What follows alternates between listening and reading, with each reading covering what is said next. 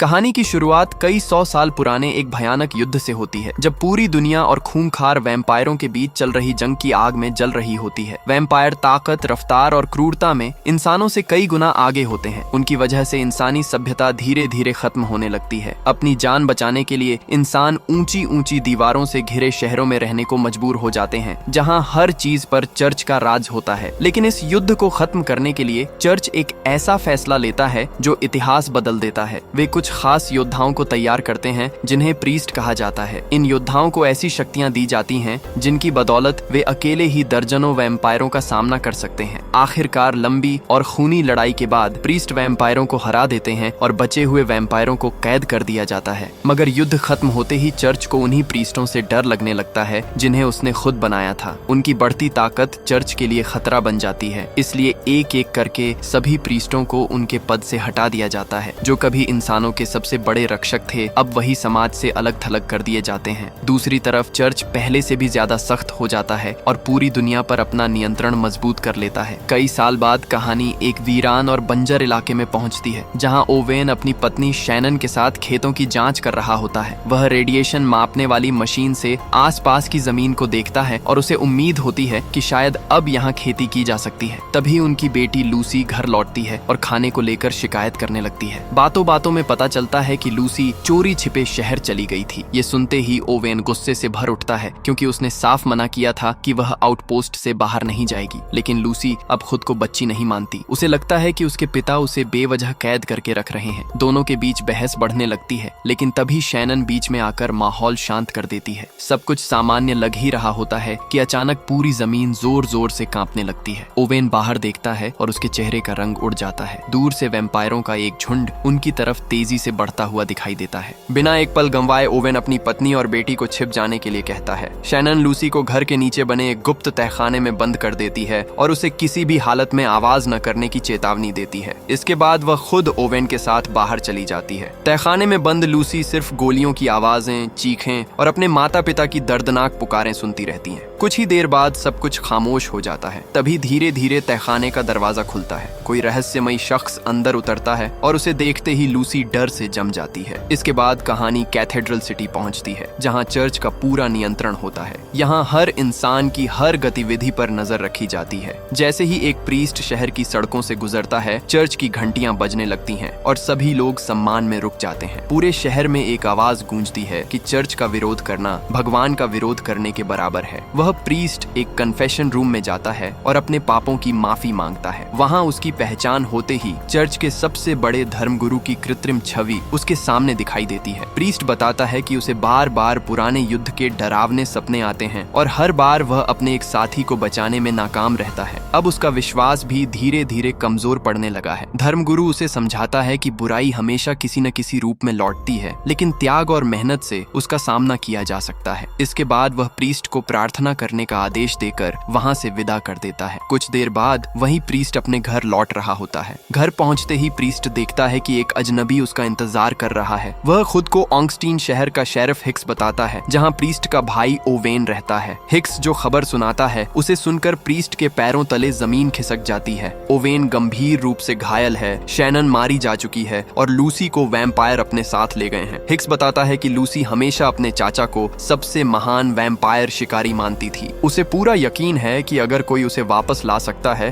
तो वह सिर्फ यही प्रीस्ट है, इसलिए वह उससे मदद मांगने आया है। लेकिन प्रीस्ट तुरंत कोई फैसला नहीं कर पाता। वह सबसे पहले चर्च के धर्म गुरुओं के पास जाकर दोबारा अपनी शक्तियां वापस देने की मांग करता है। वह उन्हें वैम्पायरों के हमले की पूरी सच्चाई बताता है, मगर चर्च उसकी एक भी बात मानने को तैयार नहीं होता। बड़े धर्म गुरु उसकी बात पर हंसते हुए कहते हैं कि कोई भी वैम्पायर अपनी कैद से बाहर नहीं निकला है। उनके मुताबिक यह हमला सिर्फ रेगिस्तान में रहने वाले लुटेरों का काम है और शेरिफ पूरी तरह गलत है। प्रीस्ट बार बार उन्हें समझाने की कोशिश करता है कि खतरा सचमुच लौट चुका है, लेकिन चर्च का फैसला बिल्कुल साफ होता है। उसे चेतावनी दी जाती है कि अगर उसने धर्म गुरुओं के आदेश का विरोध किया तो उसे हमेशा के लिए चर्च से निकाल दिया जाएगा। उधर दूसरी तरफ लूसी एक तेज रफ्तार ट्रेन में लोहे के पिंजरे के अंदर कैद होती है। आसपास मौजूद वैम्पायर उसे डराने की कोशिश करते हैं। तभी उनके बीच से एक रहस्यमयी और खतरनाक वैम्पायर सामने आता है, जिसे सब ब्लैक हैट के नाम से जानते हैं। वह कहता है कि यह पिंजरा उसकी सुरक्षा के लिए है। लूसी पूरे विश्वास के साथ कहती है कि उसका चाचा जरूर उसे बचाने आएगा, लेकिन उसे नहीं पता होता कि ब्लैक हैट तो इसी पल का इंतजार कर रहा है। आखिरी बार चर्च का एक धर्मगुरु प्रीस्ट को समझाने की कोशिश करता है कि युद्ध बहुत पहले खत्म हो चुका है और उसे इस मामले में दखल नहीं देना चाहिए, लेकिन प्रीस्ट अब किसी की बात सुनने के लिए तैयार नहीं होता। तभी पुलिस उसे रोकने पहुंच जाती है। अगले ही पल प्रीस्ट अपने वर्षों पुराने नियम तोड़ देता है। वह बिजली जैसी रफ्तार से सभी पुलिस वालों को पल भर में हरा देता है और साफ कर देता है कि अब वह चर्च के आदेश नहीं बल्कि अपना रास्ता चुनेगा। इसके बाद वह अपने पुराने हथियार निकालता है, उन्हें तैयार करता है और अपनी तेज रफ्तार बाइक पर सवार होकर कैथेड्रल सिटी छोड़ देता है। लंबा सफर तय करने के बाद वह अपने भाई के उजड़े हुए घर पहुंचता है। वहां उसे परिवार की एक पुरानी तस्वीर मिलती है, जिसे देखकर उसके अंदर बदले की आग और भी भड़क उठती है।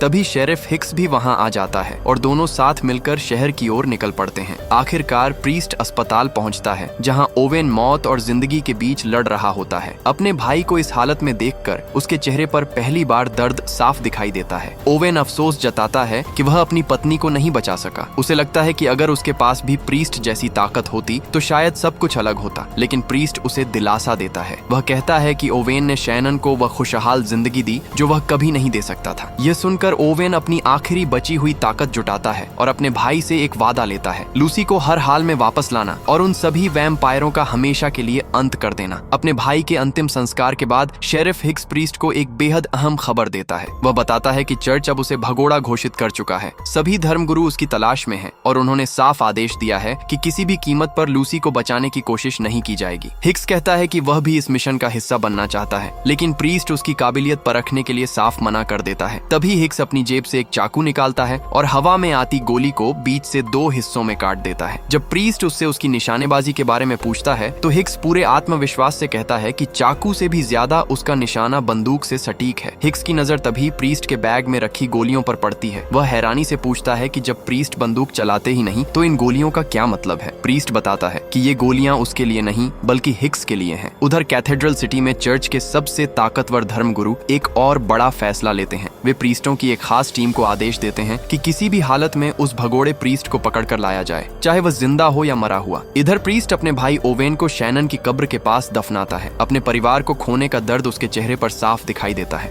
दोनों वापस आउटपोस्ट पहुंचते हैं और वहां सुराग तलाशने लगते हैं। जांच के दौरान प्रीस्ट को जमीन पर कुछ ऐसे पैरों के निशान मिलते हैं जो न तो इंसानों के होते हैं और न ही वैम्पायरों के। इन्हीं रहस्यमयी निशानों का पीछा करते हुए वे सबसे नजदीकी वैम्पायर रिजर्वेशन की तरफ बढ़ जाते हैं। रास्ते में हिक्स बताता है कि यह इलाका एक गिरे हुए वैम्पायर कबीले का है और सूरज ढलने से पहले यहाँ से निकलना बेहद जरूरी होगा। कुछ देर बाद दोनों उस रिजर्वेशन के अंदर पहुँचते हैं, लेकिन वहाँ का नजारा देखकर उनके होश उड़ जाते हैं। पूरे इलाके में कोई पहरेदार नहीं होता, सिर्फ इंसानों जैसे दिखने वाले फैमिलियर्स इधर उधर घूम रहे होते हैं। हिक्स बताता है कि ये लोग अपनी मर्जी से वैम्पायरों के सेवक बन चुके हैं। एक फैमिलियर उन्हें रोकने की कोशिश करता है। जब प्रीस्ट लूसी के बारे में पूछता है तो वह साफ इनकार कर देता है। प्रीस्ट उसकी बातों पर भरोसा नहीं करता और जबरदस्ती अंदर घुस जाता है। अंदर का दृश्य पहले से भी ज्यादा डरावना होता है। चारों तरफ लाशें बिखरी पड़ी होती हैं। प्रीस्ट एक फैमिलियर को पकड़ लेता है और उसे धमकी देता है कि अगर उसने सच नहीं बताया तो वह उसके मालिक वैम्पायर के ताबूत को खोल देगा। तभी अचानक दर्जनों फैमिलियर्स चारों तरफ से हमला कर देते हैं। बाहर खड़ा हिक्स भी अचानक घिर जाता है, लेकिन ठीक समय पर प्रीस्ट पहुंच जाता है और बिजली जैसी रफ्तार से लगभग सभी दुश्मनों को खत्म कर देता है। सिर्फ एक फैमिलियर जिंदा बचता है। उससे पूछताछ करने पर वह उल्टा प्रीस्ट को ही असली राक्षस बताता है और कहता है कि वैम्पायरों ने कभी उसके साथ गलत नहीं किया। इसी दौरान सूरज पूरी तरह डूब जाता है। फैमिलियर मुस्कुराते हुए कहता है कि अब बहुत देर हो चुकी है। अगले ही पल जमीन के नीचे रखे ताबूत एक एक करके खुलने लगते हैं। उनमें से खतरनाक वैम्पायर बाहर निकलते हैं और देखते ही देखते प्रीस्ट और हिक्स को चारों तरफ से घेर लेते हैं। ऐसा लगता है कि अब उनका बचना नामुमकिन है, लेकिन तभी प्रीस्ट अपनी जेब से एक बाइबल निकालता है। अगले ही पल बाइबल के अंदर छिपे हुए धारदार हथियार बाहर निकल आते हैं। पलक झपकते ही 2 वैम्पायर मौत के घाट उतर जाते हैं। इसके बाद वहाँ जबरदस्त लड़ाई शुरू हो जाती है। प्रीस्ट अकेला कई वैम्पायरों से भिड़ जाता है, जबकि हिक्स बंदूक से उनका सामना करने की कोशिश करता है। लेकिन वैम्पायरों की रफ्तार इतनी ज्यादा होती है कि हिक्स जल्दी ही उनके सामने कमजोर पड़ने लगता है। आखिरकार प्रीस्ट उसकी जान बचाता है और एक एक करके बाकी वैम्पायरों को भी खत्म कर देता है। तभी अचानक एक वैम्पायर डरकर वहां से भाग निकलता है। प्रीस्ट दोबारा उस घायल फैमिलियर से पूछताछ करता है। इस बार वह सच उगल देता है। वह बताता है कि लूसी को पश्चिम की तरफ ले जाया गया है, लेकिन जाते जाते वह एक ऐसी चेतावनी भी देता है। उसके मुताबिक प्रीस्ट को अभी तक अंदाजा भी नहीं है कि उसका सामना किस चीज से होने वाला है। इतने में भागा हुआ वैम्पायर वापस लौट आता है और फिर से हमला कर देता है। एक और भयंकर लड़ाई होती है और वहाँ से सिर्फ एक इंसान जिंदा बाहर निकलता है, प्रीस्ट। बाहर हिक्स पहले से ही बंदूक लेकर उसका इंतजार कर रहा होता है। दोनों अब अगली मंजिल के बारे में सोचते हैं। प्रीस्ट को यकीन होता है कि लूसी को पश्चिम में मौजूद 16 मीरा हाइव ले जाया गया है। हिक्स हैरान रह जाता है क्योंकि उसके हिसाब से युद्ध के दौरान ऐसी सभी हाइव नष्ट कर दी गई थीं। फिर भी दोनों वहां जाने का फैसला करते हैं। रास्ते में प्रीस्ट हिक्स को वैम्पायरों से लड़ने के खास तरीके सिखाता है। वह बताता है कि वैम्पायर इंसानों की तरह नहीं चलते। उन्हें हराने के लिए उनकी अगली चाल का पहले से अंदाजा लगाना पड़ता है। उधर दूसरी तरफ वही ठग जो नकली हथियार बेच रहा था, ब्लैक हैट से मिलने पहुंच जाता है। वह जानकारी के बदले इनाम मांगता है, लेकिन ब्लैक हैट मुस्कुराता है और उसकी गर्दन पकड़ लेता है। डर के मारे वह तुरंत सब सच बता देता है कि लूसी के गायब होने के बाद प्रीस्ट शेरिफ के साथ शहर पहुंच चुका है। ब्लैक हैट उसकी जानकारी से खुश तो होता है, लेकिन इनाम देने की बजाय उसका खून पी जाता है और उसे भी एक फैमिलियर में बदल देता है। इसी बीच चर्च की एक महिला प्रीस्ट भी आउटपोस्ट पहुंच जाती है। वह बाकी प्रीस्टों से अलग होकर अकेले ही प्रीस्ट के पीछे निकल पड़ती है। दूसरी ओर प्रीस्ट और हिक्स लगातार पश्चिम की तरफ बढ़ते रहते हैं। सफर के दौरान प्रीस्ट पूछता है कि क्या ओवेन को हिक्स और लूसी के रिश्ते के बारे में पता था। हिक्स स्वीकार करता है कि वह लूसी से प्यार करता है, लेकिन उसने यह बात कभी किसी को नहीं बताई। यह सुनकर प्रीस्ट एक कड़वी सच्चाई कहता है, अगर लूसी वैम्पायर बन चुकी होगी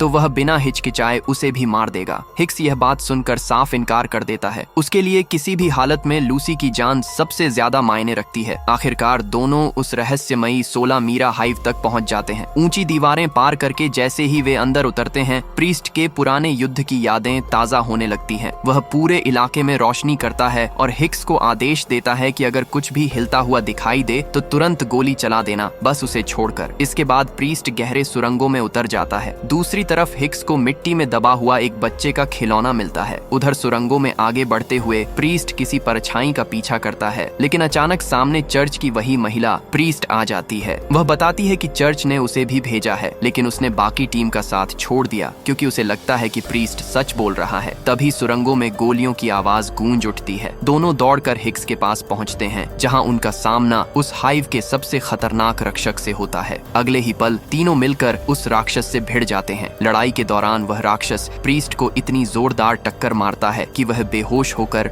दूर जा गिरता है। इसके बाद वह महिला प्रीस्ट का पीछा करने लगता है, लेकिन आखिरी पल में प्रीस्ट फिर से उठ खड़ा होता है। तीनों मिलकर उस राक्षस को घेर लेते हैं और जब उसे बचने का कोई रास्ता नहीं मिलता, तभी प्रीस्ट अपने घातक वार से उस विशालकाय हाइव गार्डियन का हमेशा के लिए अंत कर देता है। लेकिन जिस विशालकाय हाइव गार्डियन को मरा हुआ समझा जा रहा था, वह अचानक फिर से हिलने लगता है। इससे पहले कि वह दोबारा हमला कर पाता, हिक्स बिना देर किए अपनी बंदूक से सीधा उसके सिर पर गोली चलाता है। इस बार वह हमेशा के लिए खत्म हो जाता है। कुछ देर बाद प्रीस्ट और महिला प्रीस्ट आपस में बात करते हैं, जबकि हिक्स बाहर पहरा दे रहा होता है। महिला प्रीस्ट को एक बात लगातार परेशान कर रही होती है। वह सोचती है कि जब यह हाइव कई साल पहले बर्बाद कर दिया गया था, तो फिर इसकी रक्षा करने वाला इतना खतरनाक जीव अब तक जिंदा कैसे था। इसके बाद वह प्रीस्ट को एक और चेतावनी देती है, अगर लूसी वैम्पायर में बदल चुकी होगी तो हिक्स कभी उसे मारने नहीं देगा। प्रीस्ट शांत स्वर में कहता है कि उसे भी नहीं लगता कि हिक्स ऐसा होने देगा। इसके बाद तीनों हाइव के और भी अंदर बढ़ते हैं। कुछ दूर जाने पर उन्हें एक ऐसा हिस्सा दिखाई देता है जिसे हाल ही में दोबारा बनाया गया था। अंदर पहुंचकर वे हैरान रह जाते हैं। वहां एक विशाल नया हाइव तैयार किया गया था, जिसमें हजारों वैम्पायरों की सेना पाली जा सकती थी। लेकिन सबसे अजीब बात यह थी कि पूरा हाइव बिल्कुल खाली पड़ा था। जांच के दौरान महिला प्रीस्ट हिक्स को बताती है कि बाकी प्रीस्टों के मुकाबले इस प्रीस्ट को चर्च ने काफी बाद में चुना था, इसलिए उसे सबसे बड़ा बलिदान देना पड़ा था। इसी बीच हिक्स को अचानक हवा में कुछ अजीब महसूस होता है। आगे बढ़ने पर उन्हें एक बहुत बड़ा एग्जिट गेट मिलता है जो सीधे जेरिको नाम के शहर की तरफ जाता था। उधर उसी समय एक रहस्यमयी ट्रेन जेरिको स्टेशन पर आकर रुकती है। स्टेशन का कर्मचारी हैरान रह जाता है क्योंकि ट्रेन का दरवाजा खुलने के बाद भी कोई बाहर नहीं निकलता। जैसे ही वह पास जाकर अंदर झांकता है, अगले ही पल एक खूंखार खूंखार वैम्पायर उसे अंदर खींच लेता है और उसकी दर्दनाक मौत हो जाती है। इसके बाद ट्रेन से ब्लैक हैट बाहर निकलता है। वह सिर्फ एक इशारा करता है और अगले ही पल पूरे शहर पर वैम्पायरों का हमला शुरू हो जाता है। चारों तरफ चीख पुकार मच जाती है। एक वैम्पायर सीधे एक घर में घुसकर परिवार के मुखिया को मार देता है। देखते ही देखते पूरा शहर मौत के मैदान में बदल जाता है। ब्लैक हैट यह सब आराम से देख रहा होता है। तभी चर्च की तरफ से भेजे गए तीनों प्रीस्ट उसके सामने पहुंच जाते हैं, लेकिन ब्लैक हैट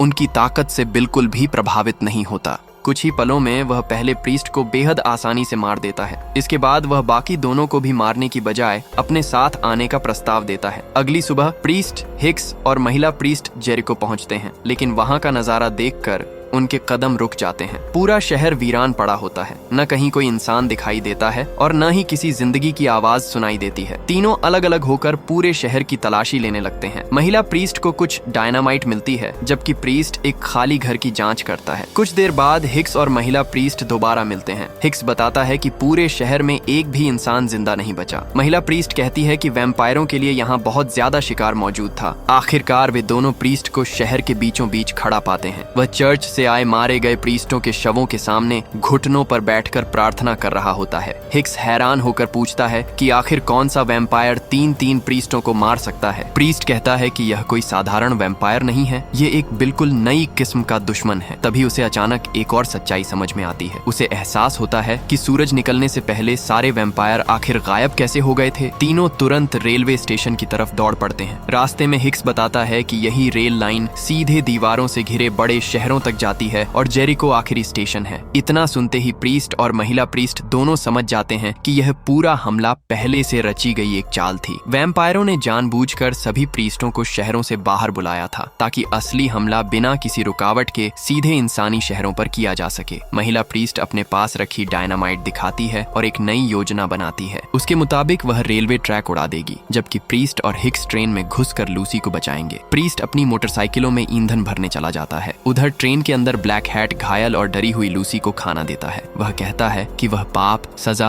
और चर्च की गुलामी से हमेशा के लिए आजादी चाहता है। लूसी चुपके से एक छोटा चाकू छिपा लेती है और उससे पूछती है कि आखिर वह है कौन। ब्लैक हैट मुस्कुराकर कहता है कि वैम्पायर इंसानों से कहीं ज्यादा शुद्ध हैं और अब पूरी दुनिया को उन्हीं की तरह पवित्र बनाया जाएगा। वह यह भी कहता है कि इस काम में लूसी और उसका चाचा दोनों उसकी मदद करेंगे। इधर जेरिको में हिक्स एक सवाल पूछता है जो उसके मन में काफी देर से चल रहा होता है। अगर लूसी सचमुच वैम्पायर बन गई तो क्या प्रीस्ट सच में उसे मार देगा? महिला प्रीस्ट कहती है कि जो इंसान एक बार वैम्पायर बन जाता है वह फिर इंसान नहीं रहता। मिशन पर निकलने से पहले तीनों मारे गए प्रीस्टों का अंतिम संस्कार करते हैं। इसी दौरान महिला प्रीस्ट से कहती है कि उसकी ताकत चर्च से नहीं बल्कि भगवान से मिली है। फिर वह अपने दिल की सबसे बड़ी बात बता देती है। वह स्वीकार करती है कि वह उससे प्यार करती है। इतना ही नहीं, वह यह भी मान लेती है कि उसके दिल के किसी कोने में कभी यह इच्छा भी थी कि शायद शैनन की मौत के बाद वह हमेशा के लिए उसके करीब आ सके। इसके बाद वह उसे एक बेहद खास हथियार सौंपती है। दूसरी तरफ हिक्स अचानक प्रीस्ट पर बंदूक तान देता है। वह साफ कहता है कि अगर उसने वादा नहीं किया कि वह लूसी को नहीं मारेगा तो वह यहीं उसे गोली मार देगा। तभी महिला प्रीस्ट एक ऐसा राज खोलती है जिसे सुनकर हिक्स के पैरों तले जमीन खिसक जाती है। लूसी असल में ओवेन की बेटी नहीं है, वह खुद प्रीस्ट की सगी बेटी है। जब वह बहुत छोटी थी तब प्रीस्ट ने अपने सबसे बड़े बलिदान के रूप में उसे ओवेन को सौंप दिया था ताकि वह सामान्य जिंदगी जी सके। ये सच्चाई सुनकर हिक्स पूरी तरह शॉक रह जाता है। प्रीस्ट उससे कहता है कि अगर उसने अभी उसे मार दिया तो लूसी को बचाने वाला कोई नहीं बचेगा। कुछ ही देर बाद वे ट्रेन के पास पहुंच जाते हैं। प्रीस्ट आखिरी बार महिला प्रीस्ट से कहता है कि चाहे कुछ भी हो जाए, रेल की पटरी हर हाल में उड़ जानी चाहिए। इसके बाद हिक्स ट्रेन के पिछले हिस्से से अंदर घुस जाता है। महिला प्रीस्ट अपनी बाइक की नाइट्रो गति बढ़ाकर तेजी से आगे निकल जाती है। उसके पीछे कई फैमिलियर्स पीछा कर रहे होते हैं। दूसरी तरफ हिक्स ट्रेन के अंदर बने वैम्पायरों के अड्डे में प्रवेश कर जाता है। वहीं प्रीस्ट ट्रेन की छत पर चढ़ता है, जहां उसका इंतजार खुद ब्लैक हैट कर रहा होता है। यही कहानी का सबसे बड़ा रहस्य सामने आता है। ब्लैक हैट कोई साधारण वैम्पायर नहीं बल्कि कभी खुद एक प्रीस्ट था। वह युद्ध के दिनों में प्रीस्ट का सबसे करीबी साथी हुआ करता था, जिसे सभी मरा हुआ समझ चुके थे। ब्लैक हैट बताता है कि वैम्पायर क्वीन ने उसे इंसान और वैम्पायर का एक शक्तिशाली मिश्रण बना दिया। अब वह पहले से कहीं ज्यादा ताकतवर है। वह प्रीस्ट को अपने साथ आने का प्रस्ताव देता है ताकि दोनों फिर से भाइयों की तरह शहर लौट सकें। लेकिन प्रीस्ट का सिर्फ एक सवाल होता है, लूसी कहाँ है? ब्लैक हैट मुस्कुराकर कहता है कि कि लूसी उसके फैसले का इंतजार कर रही है। इतना सुनते ही प्रीस्ट उस पर हमला कर देता है। ब्लैक हैट बड़ी आसानी से उसके हर वार को रोक देता है और कहता है कि अब उसे हराना नामुमकिन है। उधर महिला प्रीस्ट रेलवे ट्रैक पर डायनामाइट लगा देती है। जैसे ही वह विस्फोट की तैयारी करती है, कई दुश्मन उस पर हमला कर देते हैं। वह अकेले ही सभी को मौत के घाट उतार देती है, लेकिन तभी उसकी नजर उस डेटोनेटर पर पड़ती है जिसे एक फैमिलियर पहले ही निष्क्रिय कर चुका होता है। अब उसके सामने एक नई और पहले से भी ज्यादा खतरनाक चुनौती खड़ी हो चुकी होती है। दूसरी तरफ ट्रेन की छत पर प्रीस्ट और ब्लैक हैट के बीच अब तक की सबसे खतरनाक लड़ाई शुरू हो जाती है। दोनों की ताकत लगभग बराबर होती है और हर वार का जवाब उसी ताकत से मिलता है, लेकिन धीरे धीरे ब्लैक हैट इस लड़ाई में भारी पड़ने लगता है। वह एक बार फिर प्रीस्ट को अपने साथ आने का प्रस्ताव देता है। उसके मुताबिक दोनों मिलकर पूरी दुनिया बदल सकते हैं, लेकिन प्रीस्ट साफ इनकार कर देता है और पूरी ताकत से उस पर हमला कर देता है। ब्लैक हैट उसके हर वार को बड़ी आसानी से बचा लेता है, फिर एक जोरदार हमला करके प्रीस्ट को ट्रेन से नीचे गिरा देता है। उसे लगता है कि अब प्रीस्ट मर चुका है, लेकिन प्रीस्ट आखिरी पल में ट्रेन के नीचे लटक कर किसी तरह अपनी जान बचा लेता है। उधर ट्रेन के अंदर हिक्स अकेले ही वैम्पायरों के बीच रास्ता बनाता हुआ आगे बढ़ रहा होता है। रास्ते में कई सोए हुए वैम्पायर उसके सामने आ जाते हैं, लेकिन वह बड़ी मुश्किल से उनसे बच निकलता है। तभी उसकी नजर लूसी पर पड़ती है, जिसे एक फैमिलियर जबरदस्ती दूसरे डिब्बे की ओर ले जा रहा होता है। हिक्स दरवाजा उड़ाने ही वाला होता है कि अचानक प्रीस्ट ट्रेन की दीवार तोड़ते हुए अंदर आ गिरता है। अगले ही पल चारों तरफ से वैम्पायर उन दोनों पर टूट पड़ते हैं। हिक्स लगातार गोलियां चलाता है, लेकिन उसे समझ आ जाता है कि अंधेरे में लड़ना